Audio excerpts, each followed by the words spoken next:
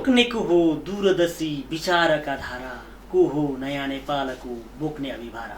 नमस्कार, कार्यक्रम साहित्य र कलाको आजको श्रृङ्खलामा म कार्यक्रम प्रस्तोता आकाश अधिकारी उपस्थित भइसकेको छु तनहुँ टेलिभिजन मार्फत। सधैँको श्रृङ्खलामा चाहिँ आजको श्रृङ्खलामा पनि म एकजना नेपाली साहित्य र तनहुँको साहित्यमा नजिकबाट लामो समयदेखि अध्ययनरत साहित्यकार एवं प्राडा ईश्वरचन्द्र वाग्लेलाई कार्यक्रममा उपस्थित गराएको छु। हार्दिक स्वागत गर्न चाहन्छु डाक्टर साहब। धन्यवाद आकाशजी र तनहुँ टेलिभिजनलाई म हार्दिक कृतज्ञता ज्ञापन गर्न चाहन्छु। डाक्टर साहब, तपाईँको दैनिकी यतिखेर प्राध्यापन क्षेत्रमा पनि हुनुहुन्छ होइन, सामाजिक क्षेत्रमा पनि हुनुहुन्छ, भाषा साहित्यको क्षेत्रमा पनि अनुसन्धान गर्दै हुनुहुन्छ होइन, कसरी चलिरहेको छ यतिखेरको दैनिकी? त्यही हो, बिहान बेलुका मर्निङ वाक इभिनिङ वाक सामान्य यसो वरिपरि घर वरिपरि गरिन्छ। अनि लकडाउनको बेला छ, अब बाहिर निस्किया छैन र म पुराना केही किताबहरू उपन्यासहरू पढ्दै बाँकी रहेका विभिन्न साहित्यकारहरूका ती कृतिहरू म पढिराखेको छु अहिले र त्यही अध्ययन गरिराखेको छु। यहाँलाई हामीले तनहुँको साहित्यमा विगत लामो समयदेखि अनुभव रूपबाट यहाँले सूक्ष्म ढङ्गबाट अध्ययन गर्नुभएको एकजना प्राज्ञिक व्यक्तित्वको रूपबाट पनि परिचित छौँ होइन, यहाँलाई चिन्न सकिन्छ। त्यसका अलावा प्राडा पनि हुनुहुन्छ होइन, लामो समयसम्म यहाँका स्थानीय क्याम्पसहरूमा कलेजहरूमा अध्यापन पनि गराउनु भयो होइन, र नेपाली साहित्य र तनहुँको साहित्यलाई सूक्ष्म ढङ्गबाट यहाँले नियालिरहनु भएको छ। विगत र वर्तमानमा नेपाली साहित्य र तनहुँको साहित्यिक जुन गति छ नि, कस्तो अवस्थामा अगाडि बढिरहेको छ तनहुँको साहित्य? होइन, अघिल्लो विगत समयमा त अब साहित्य केही साहित्यकारहरू मात्रै अब तनहुँ जिल्लामा देखिएका थिए। अब यो सुरुवात हामीले केन्द्रबिन्दु त आदिकवि भानुभक्त आचार्यलाई नै राख्न सक्छौँ। नेपाली साहित्यका आदिकवि भानुभक्त आचार्य तनहुँ जिल्लाकै चुदिरङ्गामा जन्मेर जुन पृथ्वीनारायण शाहले राष्ट्रिय एकीकरण गरे, त्यस्तै भाषिक तथा सांस्कृतिक साहित्यिक एकीकरण गर्ने कार्य भानुभक्त आचार्यले गरेका थिए र नेपाली साहित्य उति बेला र अहिले तनहुँ जिल्लामा धेरै साहित्यकारहरू, अहिले नवोदित साहित्यकारहरू प्रशस्त मात्रामा देखिनु भएको छ। जस्तो गीतल प्रतिष्ठान अब तपाईँहरूले चलाउनु भएको छ, हामी पनि छौँ त्यसमा, बोलाउनुहुन्छ कहिलेकाहीँ। त्यस्तै गण्डकी वाङ्मय प्रतिष्ठान, यता शुक्ला गण्डकी साहित्यिक प्रतिष्ठान, यता आबु खैरेनी, विभिन्न सङ्घ संस्थाहरू मार्फत पनि, विभिन्न साहित्यिक प्रतिष्ठानहरू मार्फत पनि अहिले साहित्यिक गतिविधि एकदमै बेजोड रूपले अगाडि बढिरहेछ र अब राष्ट्रिय साहित्य सम्मेलन गर्ने तनहुँमा भनेर हामी लागेर पनि हिँड्यौँ, तर अहिले यो अब कोरोनाको कारणले गर्दा, समयको परिस्थितिले गर्दाखेरि अहिले चाहिँ त्यो स्थगित भएको छ। निकट भविष्यमा चाँडै नै यसको निष्कर्षमा पुग्न सकिन्छ। तत्कालीन अवस्थामा भानुभक्तीय साहित्यिक अवस्था र अहिलेको वर्तमान साहित्यिक अवस्था हेर्ने हो भने त्यतिखेर प्रतिकूल अवस्थाका बावजुद पनि भानुभक्तले जुन भाषिक एकीकरणको अभियान सुरु गर्नुभयो होइन, पछिल्लो चरणमा त्यसलाई मूर्तता दिनको लागि तनहुँका साहित्यकारहरू अथवा अहिलेका समकालीन स्रष्टाहरू कसिएका छन् भनेर चाहिँ, कम्मर कसेका छन् भन्दाखेरि अन्यथा नहोला होइन डाक्टर साहब? होइन, अहिले अब त्यति बेला भक्तिधारा अन्तर्गतै भनौँ, अब राष्ट्रिय भक्तिधारामा राष्ट्र प्रेमका, प्रकृति प्रेमका र गाउँघरका सामाजिक गतिविधि, यताउति अब बुहारीका गन्थन, सासूका गन्थन, साथीभाइ यताउति, त्यसरी चाहिँ धार्मिक नैतिक उपदेश, आध्यात्मिक आदि किसिमका विषयवस्तु भएका कविताहरू भानुभक्तको पालादेखि त्यति बेला निश्रित भएका थिए, सिर्जित भएका थिए। तर अहिलेका हाम्रो साहित्यकारहरूले त विभिन्न धारामा, यथार्थवादी धारामा कविताहरू पनि लेख्नु भएको छ, अब एउटा स्वच्छन्दतावादी धारामा पनि छ, त्यस्तै गरेर परिष्कारवादी धाराका कविताहरू पनि देखिन्छ, विभिन्न राष्ट्रवादी भावनाका प्रकृति छन्दोबद्ध कविताहरू पनि छन्, गद्य कविताहरू पनि प्रशस्त आइराखेका छन्। अहिले कविताहरू मुक्तकको रूपमा पनि असाध्यै धेरै सिर्जित भएका पाइन्छन्।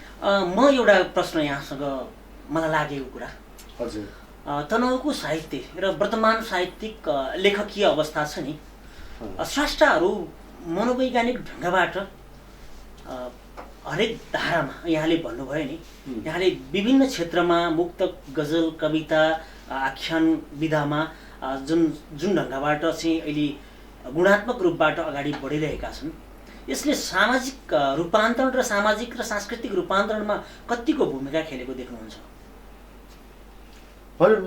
प्रशस्त मात्रामा हेर्दा अब एउटा नेपाली जनमानसमा जुन एउटा शोषण, अन्याय, अत्याचार, विकृति, विसङ्गतिका विरुद्ध जुन गोकुल भनौँ न, कवि गोकुलले जसरी आफ्नो कलम अगाडि बढाए त्यसरी नै अहिलेका साहित्यकारहरूले पनि यो सामाजिक रूपान्तरणका विषयमा प्रशस्त मात्रामा कलम चलाएका छन्।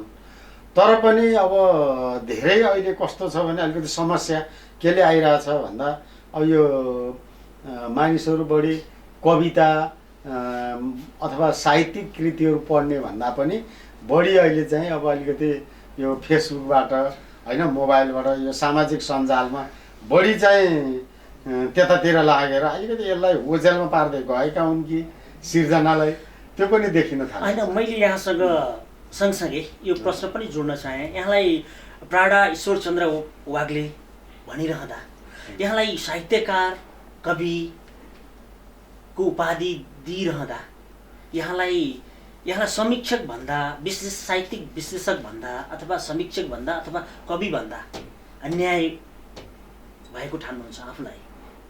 होइन, मलाई त एउटा समालोचकको रूपमा भर्खर बामे सरेकै भन्नुपर्छ। हुन त मैले धेरै जर्नलहरूमा लेखिसकेँ। अब पाठ्य पुस्तकका किताबहरू पनि 4वटा प्रकाशित भइसकेका छन् हामी संयुक्त रूपमा। तर सृजनात्मक पुस्तक मैले अहिलेसम्म, मसँग सिर्जनाहरू त थुप्रो छन्। अब यही बेलामा पनि मैले त्यसलाई सङ्कलित गर्नुपर्ने हो। अलिकति मैले अहिले पढ्न लागिरहेको छु। यो पढेपछि एक समय म गर्छु। र खास गरेर भन्यो भने मलाई कवि भन्दा पनि, कविता त मैले सानो क्याम्पस पढ्दाखेरि एकाध मात्रै लेख्थेँ। तर त्यति म त्यो छन्दमा पनि कविता लेखिनँ, गद्य कविताहरू लेखिन्थ्यो, मुक्तकहरू अलिअलि लेखिन्थ्यो। तर अहिले मैले चाहिँ खास गरेर अरू निबन्ध अनि समालोचना, आख्यान साहित्यमा बरु मलाई चाहिँ त्यतातिर अलिकति रमाउनु मन लागिरहेको छ। यो कतिको जटिल विधा हो आख्यान साहित्य र अन्य चाहिँ छन्द कविताहरूका छन् होइन? काव्य क्षेत्र र आख्यान क्षेत्रमा जटिलता अथवा के देख्नुहुन्छ यसको अन्तर? यसबाट हामीले समाजलाई तुरुन्तका तुरुन्त अथवा आख्यान साहित्यले तुरुन्त समाजलाई प्रभाव पार्न सक्छ या अन्य काव्य चाहिँ साहित्यले, कविता, गीत गजल? कविता, गीत गजलहरू अब लयमा बाँधिएर आउँछ होइन? त्यसमा चाहिँ कथावस्तु एउटा प्लट भनौँ। अब फिक्सनलाई अलिकति त्यो दाम्लोको पोयोबाट चाहिँ मसिनो रूपले त्यसलाई बोलिन्छ, त्यसलाई लय र छन्दको तरङ्गमा अगाडि बढाइन्छ, साङ्गीतिक रूपमा अगाडि बढाइन्छ। तर आख्यान साहित्यहरू जस्तो नोभेलहरू चाहिँ के हुन्छ भने त्यो आख्यान सिधै आख्यान पहिलेदेखि नै त्यसलाई आख्यानको आदि, मध्य, अन्त्य त्यसरी त्यसलाई सुरुवात गरिन्छ। र कतिपय आख्यानहरू कस्ता हुन्छन् भने यो फ्ल्यासब्याक शैली, जस्तो कि यो यसलाई भनौँ पछाडिबाट सुरु भएको, अन्त्यबाट सुरु भएको, त्यस्तो किसिमको शैली, फ्ल्यासब्याक शैली भन्छ त्यसलाई। त्यस्तो शैलीबाट पनि प्रस्तुत भएका छन्। तर आदि, मध्य र अन्त्य मिलेका गुरुप्रसाद मैनाली पाराका ती ढाँचाका आख्यानहरू चाहिँ अलिकति सरल हुन्छन्, सबैले बुझिने खालका हुन्छन् र त्यस्ता आख्यानहरू हेर्न रुचाउने। यो फ्ल्यासब्याक शैलीको अन्तबाट सुरुवात भएको र अकथा शैलीका कतिपय आख्यानहरू अब अहिले आइरहेछन्। अब यसलाई अलिकति पाठकहरू बौद्धिक नै चाहिन्छ ती कथा उपन्यासहरू पढ्नको लागि, र त्यसले समाजलाई रूपान्तरण त गरिराखेकै छ। यहाँको निष्कर्ष यसरी बुझ्नु पर्यो कि आख्यान साहित्यमा पनि सरल ढङ्गबाट लेखिएका, आम जनताले, आम पाठकहरूले बुझ्ने भाषामा लेखिएका आख्यान, कथा, निबन्ध, अन्य चाहिँ विधाका चाहिँ आख्यान साहित्य चाहिँ प्रभावकारी हुन्छ, समाजले त्यसलाई स्वत ग्रहण गर्न सक्छ तुरुन्त होइन? र अलिकति जटिल खालका आख्यान साहित्यहरू पनि त्यसले बिस्तारै प्रभाव पार्छ भन्न खोज्नु भएको हो? त्यही हो। अब यो किनभने वेस्टर्न कन्ट्रीहरूबाट, पश्चिमी देशहरूबाट नि जस्तो कविताहरू पनि पहिला कति सरल कविताहरू पनि थिए नि। भानुभक्तकै पालाका कविता, महाकवि देवकोटाकै मुना मदनीहरू नि कति सरल सल्ल बगेका कविता हुन्थे। तर पछि यो टिएस इलियटहरूका ती गद्य कविताहरू आउन थाले। त्यो जसले त्यो अब भन्नुहुन्छ नि अहिले त्यो अब नरिवल कविता र चक्लेट कविता। चक्लेट कविता मुखमा राखे सर र मिठोसँग अगाडि होइन, सर र पढ्न नि मजा आउने, आनन्द लाग्ने जस्तो हुन्छ एउटा अनुभूति। तर त्यो नरिवल कविताहरू चाहिँ त्यो पढ्न मिठो जस्तो नभए पनि त्यसलाई जति चबाएर नरिवल जति चबाइयो त्यति रस मिठो हुँदै जान्छ। हो त्यस्ता कविताहरू चाहिँ के हुन्छन् भने जति बौद्धिक व्यक्तित्व हुन्छन् उनीहरूले जति बुद्धि लगाउन सक्छन्, जति पढेर त्यसलाई तर्क शैलीमा ढाल्न आफूले सोच्न सक्छन्, त्यो त्यति नै राम्रो हुँदै जान्छ। यसको मतलब त्यो लेखकमा लेखक र पाठक बिचको लेखक र पाठक बिचको दूरी त बेसरी बढ्यो। त्यो मोहन कोइरालादेखिका कविताहरूमा बेसरी बढ्यो। पछि मोहन कोइरालाले पनि गुरुप्रसाद मैनालीका आख्यान सिर्जना गुरुप्रसाद मैनालीका अध्ययन गरेको छु होइन, विश्वेश्वर प्रसाद कोइरालाका केही कथाहरू होइन। अब र पछिल्लो चरणमा वास्तवमै भन्नुपर्दा सरल रूपबाट आख्यान साहित्यमा चाहिँ कलम चलाउने साहित्यकारहरूको चाहिँ खडेरी लागेको हो कि भन्ने पनि देखिन्छ, भन्ने गरिन्छ। हुन त पश्चिमी साहित्यले चाहिँ नेपाली साहित्यमा प्रभाव पारेको पनि भन्ने गरिन्छ। यहाँको के छ त्यस सम्बन्धमा, यहाँको विश्लेषण अथवा यहाँको ठम्याइ के छ? होइन, आख्यान साहित्य अहिले त्यस्तो खडेरी परेको छैन। धेरै साहित्यकारहरूले आफ्नो कलम चलाइरहनु भएको छ। जस्तो मान्ने अब केही कथाहरू अहिले भनौँ न अकथा जस्ता देखिएका छन्। त्यो अब रोशन थापा, निरव, अब यो अहिलेका नयाँ चाहिँ आदि लगायतका कथाकार आख्यानकारहरू आएका छन्। ती कथाहरू पहिला सुरुमा चाहिँ कता कता केही नमिलेको हो कि जस्तो होइन त, आदि मध्ये नमिलेको हो कि जस्तो लाग्छ। तर पढ्दै गएपछि त्यो समग्रमा एकदमै बुझिन्छ, सरल पनि छन्। तर अब गुरुप्रसाद मैनालीकै पालाको कथा भन्ने हो भने त त्यो आदि मध्ये मिलेको असाध्यै राम्रो करुण रस भएका तपाईँ हामी पढ्यो भने त्यही नौलो होइन भनौँ न, नासो कथा पढ्यो भने हाम्रो आँखाबाट आँसु आउँछ होइन। कति कारुणिक भाव हुन्छन्, अब छन् कथाहरू कति पढ्दा आँखाबाट आँसु आउने उदार साहित्य। वास्तवमा हजुर आम पाठकको मन छुने हुनुपर्छ भावनात्मक रूपबाट भन्ने हो कि समाजको चित्रण गरेको हुनुपर्छ भन्ने हो? होइन, समाजको चित्रण नै हो। जस्तो पाठकको मन छुनु भनेकै समाजको चित्रण गरेर नै छुने पाठकको मन छुन्छ। आँसु आउने होइन। समाजमा गरिब दुखी हुन्छन्। अब त्यहाँ समाजहरू समाजमा अनेक थरी व्यक्तित्वहरू बसेका हुन्छन्, मानिसहरू हुन्छन्। ती सबैको यथार्थ रूप त्यो प्रतिबिम्बित गर्दा कथामा चित्रण गर्दा के हुनु भने कतिपय भनौँ न मानिसलाई त्यसले द्रवीभूत पनि बनाउँछ, कतिपय शोचनीय पनि बनाउँछ, कतिपय तर्कपूर्ण भनौँ न एउटा तर्क गर्ने अवस्थालाई पनि त्यो सिर्जनाहरूले पुर्याइदिन्छ। त्यो वास्तवमा पाठक र अहिले लेखकको बिचको दूरी त्यस्तो बढ्यो, किन भनौँ दूरी बढेको छैन, नजिकै छन्। तर अलिकति यो सामाजिक सञ्जालले मान्छेलाई अलिकति मोडेको मात्रै हो, केही अलिकति बाहिर लगेको छ। हामी कार्यक्रम साहित्य र कलामा छौँ, तनहुँ टेलिभिजनको साप्ताहिक प्रस्तुतिमा छौँ। आजका अतिथि डाक्टर प्राडा ईश्वरचन्द्र वाग्लेसँग भलाकुसारी गरिरहेका छौँ। हामी उहाँसँग फेरि पनि उहाँका व्यक्तिगत जीवन र उहाँको व्यक्तिगत परिचय उहाँकै मुखारबिन्दुबाट हामी हाम्रो दर्शक समक्ष राख्न चाहन्छौँ। डाक्टर साहब, यहाँले तनहुँ जिल्लामा जन्मनुभयो होइन, यहाँको बारेमा छोटकरीमा हाम्रा चाहिँ दर्शक समक्ष होइन यहाँको जीवनी भनेर लामो त होइन, यहाँ कहाँ जन्मनुभयो मैले यहाँलाई प्रस्तुत गरेँ सिधै doctor Prada doctor Ishwarchandra Wagle भनेर होइन। यहाँले चाहिँ समग्रमा आफ्नो परिचय। म 2014 साल जेठ 1 गते यही हाम्रो तनहुँ जिल्लाको व्यास नगरपालिका वडा नम्बर 5 हालको व्यास नगरपालिका तत्कालीन साँगे दगुम साँगे म जन्मेको हुँ। मेरो बुवाको नाम स्वर्गीय केशवराज वाग्ले र माता पार्वती वाग्ले र म त्यही ठाउँमा यही निर्मला हाई स्कुलबाट मैले एसएलसी पास गरेर अनि त्यसपछि केही समय शिक्षण पेसामा लागेर म विश्वविद्यालय भनौँ कलेज विश्वविद्यालयतिर अध्ययनमा लागेँ र मैले एमए एमएड पिएचडीसम्म गरेँ। पहिला एमए गरेँ, त्यहाँबाट पिएचडी गरेँ। पिएचडी गरिसकेपछि पनि फेरि मैले एमए गरेँ। म पढ्दा चाहिँ निकै म सधैँ प्रथम श्रेणीमा पास भएर पढेको थिएँ। पिएचडी गर्दा पनि अब यहाँलाई भनिहालौँ मैले एकदमै थोरै समयमा पिएचडी गरेँ। नेपालमा त्यो अब त्यो डिन कार्यालयले त तपाईँको असाध्यै छोटो समयमा यो उसमै सामान्य ज्ञानमै आउँछ भन्नुहुन्थ्यो, खै अब पछि सामान्य ज्ञानको त्यस्तो कुराहरू पनि आएन।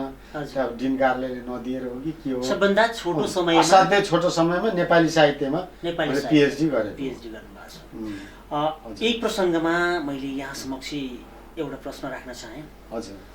यहाँ नेपाली साहित्यमै पिएचडी गर्नुभएको छ, विद्यावारिधि गर्नुभएको छ होइन? हजुर। आफूलाई एउटा समालोचकको रूपबाट पनि प्रस्तुत गरिसक्नु भएको छ। विभिन्न क्षेत्रमा धेरै कृतिहरू पनि यहाँले प्रकाश उन्मुख चाहिँ कृतिहरू पनि तयार गर्नुभएको छ। पछिल्लो चरणमा यहाँले यो तनहुँको साहित्यको विषयमा चाहिँ यहाँले अनुसन्धान गर्ने क्रममा हुनुहुन्थ्यो। तपाईँको यो अभियान कहाँसम्म पुगेको छ? मैले त्यो तनहुँ जिल्लाको परिचय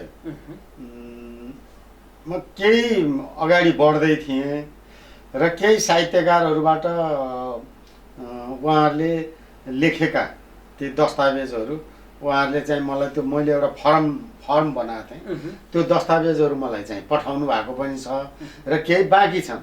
र मैले आकाशजी तपाईँलाई पनि भनेको थिएँ, ल यो मेरो अभियान चाहिँ लागु हुन्छ, तर म अलिकति यो बोर्डिङतिर कलेजतिर अलिकति बढी अध्यापन क्षेत्रतिर बढी त्यहाँ लागेको हुनाले, त्यहाँ बढी म त्यतै बढी लगनशील भएको हुनाले केही समय मैले त्यसलाई समय दिन सकिनँ।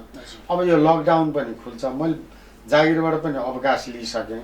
अब मैले त्यतापट्टि बिस्तारै चाहिँ त्यो क्षेत्रतिर लाग्छु र मैले तनहुँ जिल्लाका कवि, लेखक तथा साहित्यकारहरूको परिचय नामक त्यो पुस्तकलाई म जसरी पनि पुरा गर्छु मेरो म भन्ने म अठोटमा छु। यहाँलाई यहाँको लक्ष्यमा यहाँ पुग्न सफल हुनुहोस्, हामी शुभकामना दिन चाहन्छौँ तनहुँ टेलिभिजन साथै कार्यक्रम साहित्य र कला मार्फत पनि। र मैले यो निबन्ध, कथा र उपन्यास होइन, आख्यान साहित्यका केही अलिकति पृथकताहरू के यसमा यसको मोडल अथवा यसको स्वरूपको विषयमा हाम्रो दर्शक समक्ष अथवा साहित्यिक पारखी अनुरागीहरू समक्ष कथा, निबन्ध र नोभेल उपन्यासहरूको बारेमा छोटकरीमा है त्यसका मोडल के त्यसको पारिभाषिक रूप चाहिँ के हुन सक्छ? अब कथा भनेको तपाईँको हाम्रो जीवनकै एउटा चित्रण हो। हजुर। जीवनको एउटा खण्डको चित्रण हो। हजुर। कथा भनेको। उपन्यास भनेको हाम्रो समग्र जीवनको चित्रण हो, मानवीय जीवनकै चित्रण हो। अब कथा र उपन्यासमा हुन त अब कथा भन्दामा अलिकति छोटो हुन्छ, पात्र थोरै हुन्छन्, यसको आयाम पनि छोटो हुन्छ। उपन्यासमा पात्रहरू पनि धेरै हुन्छन्, यसको आयाम पनि लामो हुन्छ। र कथा साँच्चै भन्यो भने एडगर एलन पोले भने जस्तै एकै बसाइमा पढिसकिने किसिमको आयामको कथा हुन्छ। उपन्यास चाहिँ तपाईँको अलिकति लामो वृहतै हुन्छ र त्यसले एउटा समग्र मानिसको जीवनको चाहिँ चित्रण गर्छ। र कथा र उपन्यासमा कथाको त्यही डोरी लामो र छोटो, त्यसको आयामले फरक पार्ने हो। तर निबन्ध भनेको त तपाईँ आफूले देखेको, भोगेको, अनुभव गरेको कुराहरू, विषयवस्तुहरूलाई तपाईँले अगाडि चाहिँ प्रस्तुत गर्ने हो। तपाईँले त्यसलाई आत्मपरक शैलीमा आफ्नो निजी अनुभूतिहरूलाई तपाईँले निबन्धात्मक ढङ्गले प्रस्तुत गर्नुभयो भने त्यो निबन्ध हुन्छ। त्यहाँ कथाको चाहिँ टुक्राहरू हुँदैनन्। हुन त कतिपय हास्यव्यङ्ग्य जस्तो भैरव बराइलका कतिपय हास्यव्यङ्ग्य कथाहरूमा साना साना के अरे निबन्धहरूमा अलिअलि साना अंशहरू आएका हुन्छन्। पछिल्लो चरणमा तैपनि अब निबन्धमा कथा भनेको अब यो प्लट अनुसार फिक्सनकै रूपमा अगाडि बढ्दै गएको। जस्तै कि पछिल्लो चरणमा निबन्ध शैलीकै होइन हाम्रा दर्शक र हाम्रा पाठक र हाम्रा साहित्यिक अनुरागीहरू कन्फ्युजन अथवा एउटा भ्रममा हुन्छ होइन, निबन्ध शैलीकै यात्रा संस्मरण भनेर आइरहेछन्। त्यसलाई अब निबन्धको श्रेणीमा राख्दाखेरि त्यो पृथक विधा हो या निबन्धकै मोडल हो, त्यो चाहिँ अनुरूप लेखिएको हो यात्रा संस्मरण होइन, यात्रा संस्मरण ती चाहिँ विषयहरू। अब त्यो निबन्धमा पनि तपाईँले आफ्नै निजी अनुभूति लेख्ने हो होइन, देखेको, भोगेको, अनुभव गरेको कुराहरू त्यहाँ प्रस्तुत गर्नुहुन्छ। त्यहाँ अलिकति निजत्व बढी हुन्छ।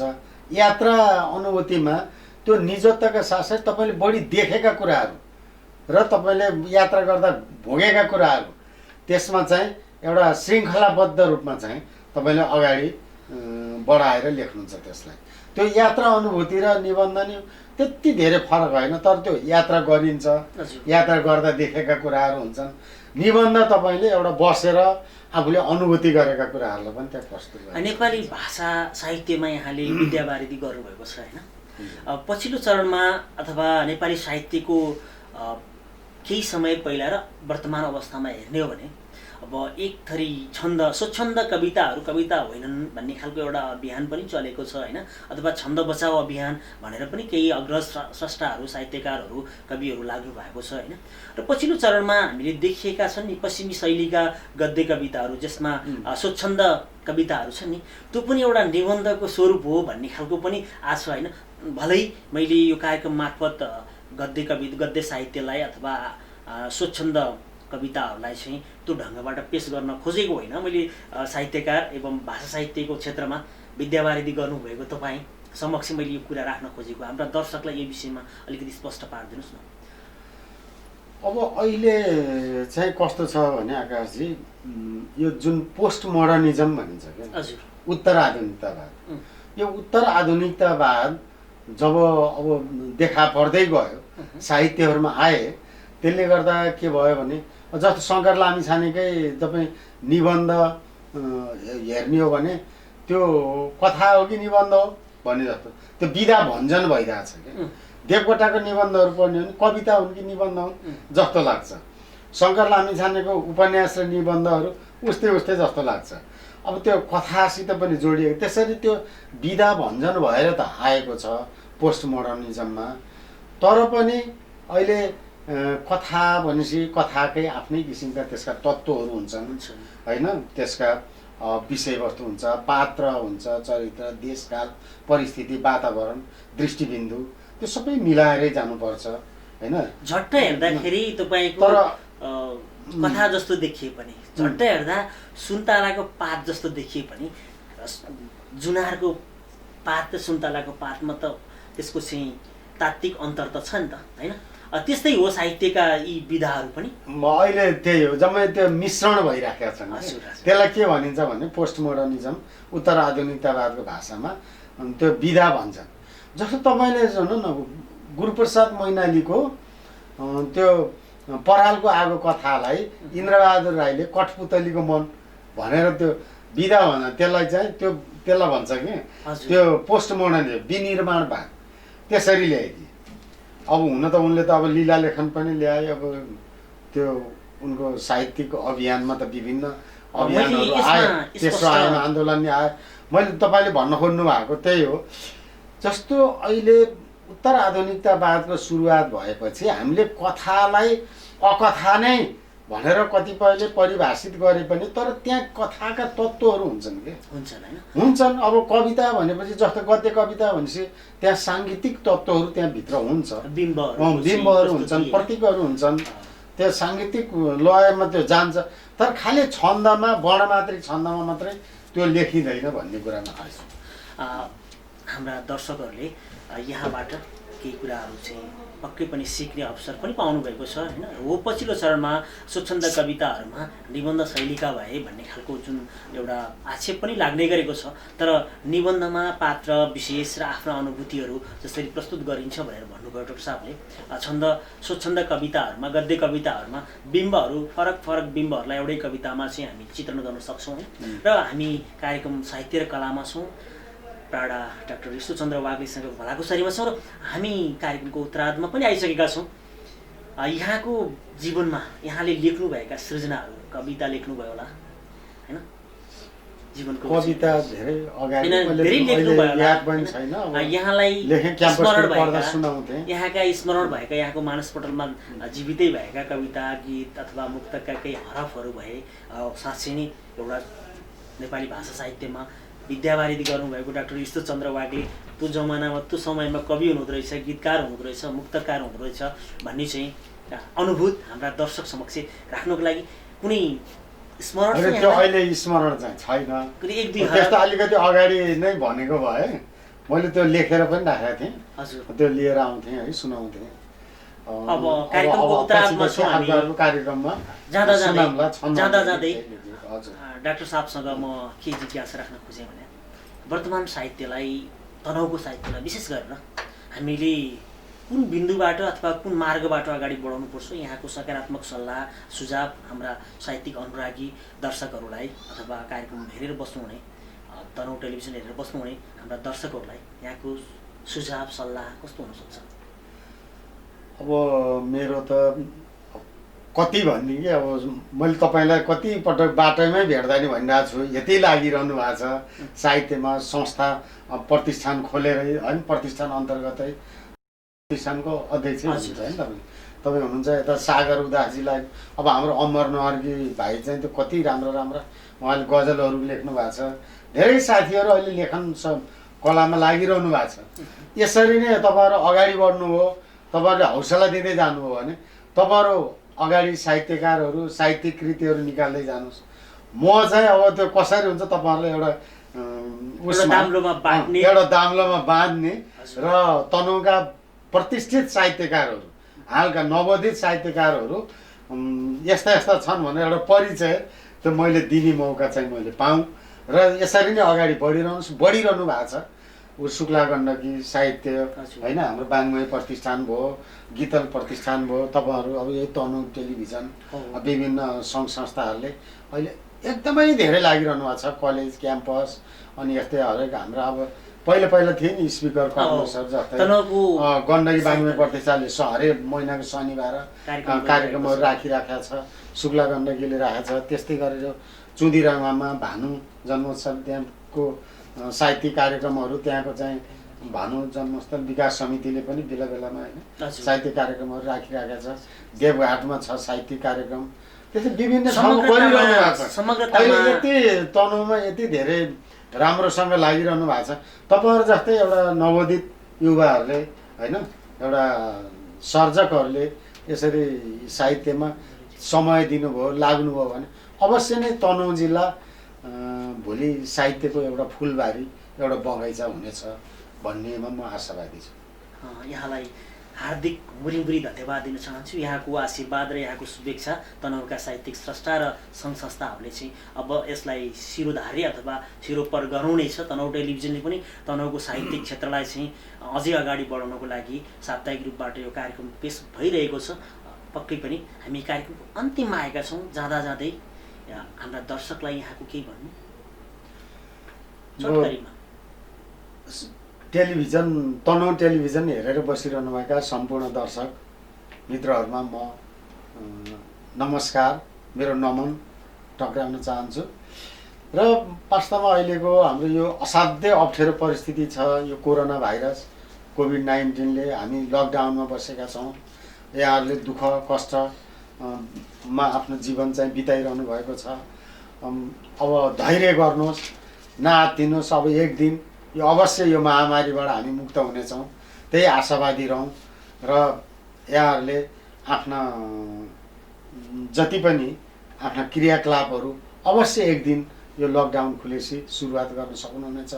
र हाम्रो साहित्यको क्षेत्र, बजार, व्यवसाय भनौँ न, सामाजिक शैक्षिक संस्थाहरू सबै क्षेत्रतिर भोलि खुल्ला भएपछि अवश्य नै एक दिन हाम्रो फेरि रमाइलो दिन आउनेछ।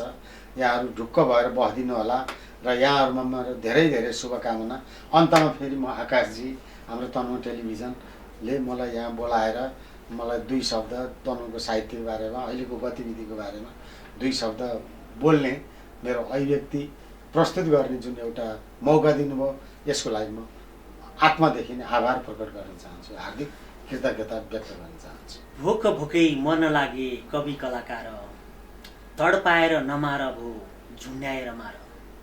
कार्यक्रममा जनकवि गोकुल जोशीको यिनै कविताका हरफसँगै आजको कार्यक्रमबाट हामी बिदा लिन चाहन्छौँ। शुभकामना। आगामी श्रृङ्खलामा भेट्ने बाचाका साथ।